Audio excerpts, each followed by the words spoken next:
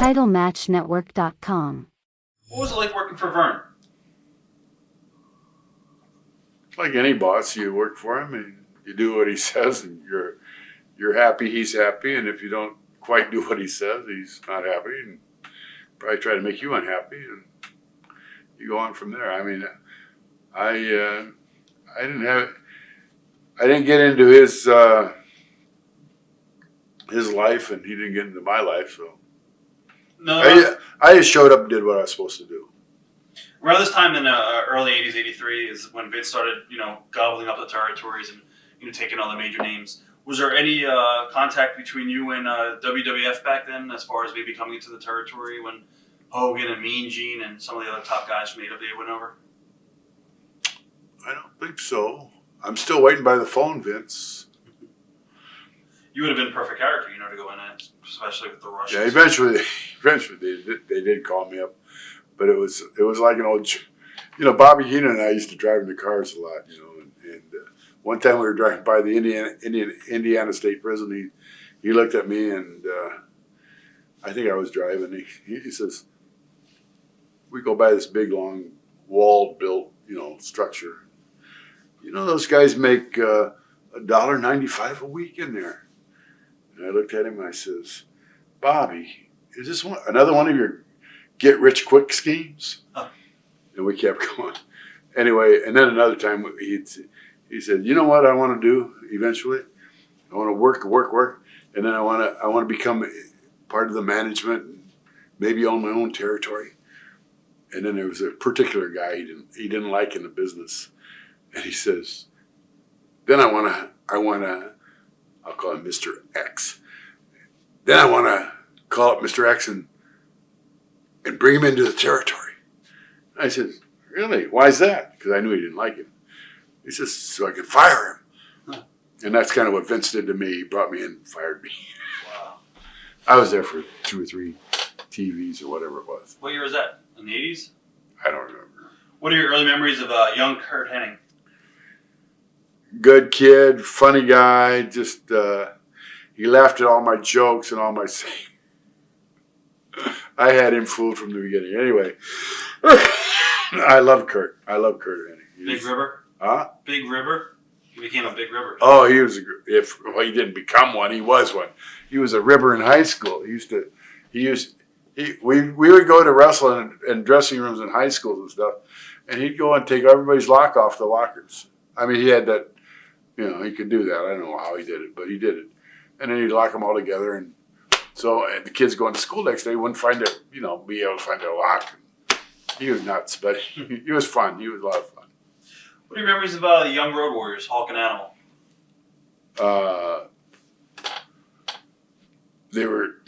They had a great gimmick, and they had a great manager, and Paul Ellering, and they drew money like crazy, but they ate up a lot of talent, local talent. In the AWA, they just squashed everybody, squash, which was probably not the right thing to do, but everybody let them get away with it. So, and then they did it in the WWF, and they did it in the down in Charlotte and all that stuff. But the guys themselves were great guys. I love the guys. And, actually, Crusher and I had some great matches with them. I was going to ask you, were they easy to work with, or was there any apprehension with dropping the belts to those guys? I had no problem working with them myself. Crush was a little upset with him a couple of times, but they didn't quite get the overall picture that included the Crusher, and to them he was like passe or something, but he wasn't. He was still able to draw money, and you could have made a lot of money with Crush if you'd thought about it a little bit. But anyway, but they were just doing what they did. Would they sell for you guys, or would they? They sold for, they were good guys. They didn't mean it, but I don't know, they had some bad advice from somebody occasionally. But in the end, after everything's said and done, they were great. They did the job. They drew a lot of money. Memories of young Scott Hall. You remember Scott? Scott Hall, yeah, he was tall. All right. Huh. And he won the big truck.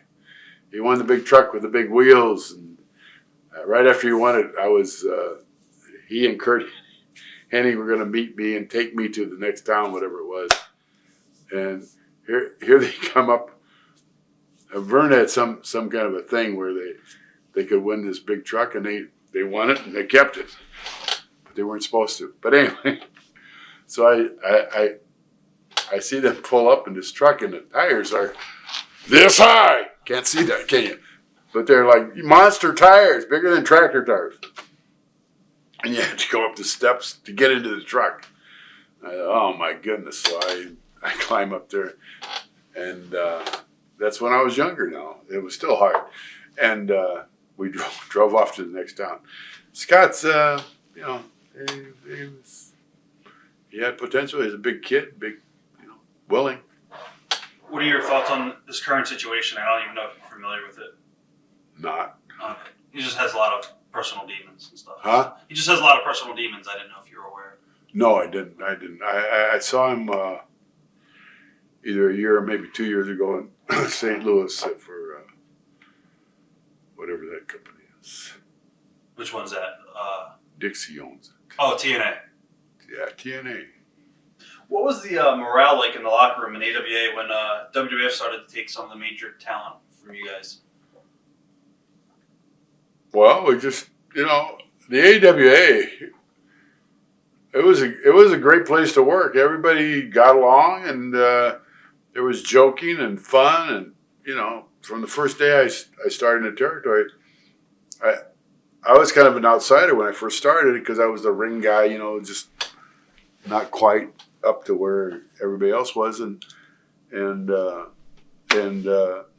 I used to watch them, and they were all joking and having fun and digging this and digging that, and the AWA was a great place to work. And major towns, they always had a case of beer, so that made everybody happy. Especially George Scrap Iron. You could ask him because he'd put it in his bag and take it home with him. How different was the AWA from when you first were there, when you went back in the early '80s?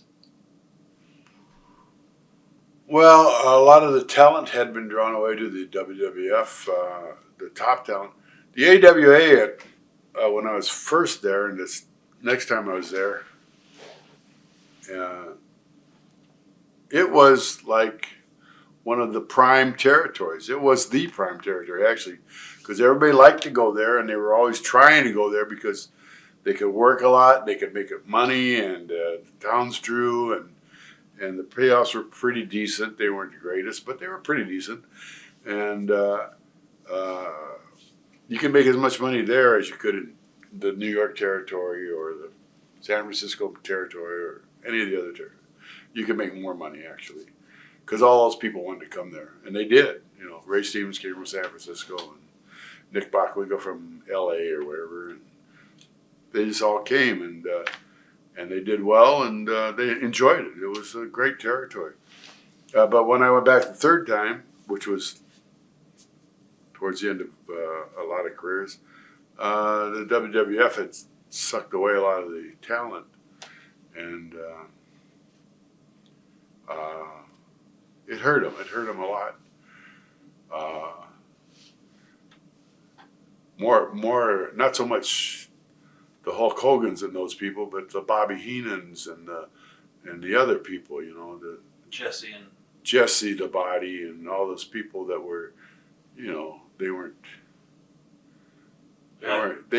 the big star, but they were pretty darn good. What are your memories of Greg Gagne? Adrian Adonis, by the way. What? Yeah, Adrian too. Greg Gagne? He's a good kid. I like him. I like him a lot. Oh, he was a great worker. In the ring, he was a great worker. He never had the real physical appearance. And for a guy like me to say that, you look at my body, you look at my face, you look at me. What's that guy doing in the ring? But Greg is. But he was a great talent. He had great timing, great physical attributes that. He could do anything in the ring. He could drop kick. He could, jump over the moon. Whatever he had to do, he could do. Drop kicks and all that stuff. How involved was Greg behind the scenes with the office? Was he pretty involved? Well, he was. He was part of the management. He was Verne and Wally's voice to some extent. You also teamed up with the Crusher too back then. Yeah. What do you remember teaming with the Crusher? It turned out that he wasn't such a bad guy after all. We had many fights, and we had feuds and stuff, and they all drew money, and it was great. I'm talking about it from a business standpoint. Right. But Crush was a Crush, and he did what he had to do and what he wanted to do, and but he was such a great talent. Especially his interviews were classic. He could say stuff and do stuff, and the people loved him and they were behind him. And anyway, when Blackwell and Stud turned on Mad Dog and all this stuff happened, and then Blackwell and Patera turned on everybody, and the Sheik out on okay, so he got thrown in the mix.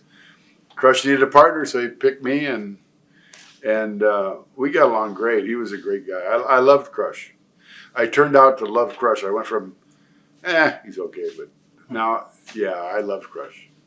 What are your... Well, the final years, it was kind of sad, but we kept trying. They kept trying, but they made a lot of mistakes. You think Verne was out of touch with the business at this point in time in the 80s? Possibly, who am I to judge? But yeah, it slipped away from him anyway. What was the morale like in the locker room during the final years? Were the boys depressed? I don't remember any depression. We had Wahoo McDaniel as a booker, and he was an up guy, and Wayne Bloom and Mike Enos as champions, and Curt Hennig as the AWA champion. They were the tag team champion. And were you there when Lawler came in? And they worked a little bit with Memphis, and Curry came in for Super Clash 3? No, I wasn't there at that time. I was there for one of Lawler's appearances, but I was not there for that Super Clash thing. Were you there for Wrestle Rock? No. No, okay. Watch thousands of exclusive shoot interviews right now on TitleMatchNetwork.com.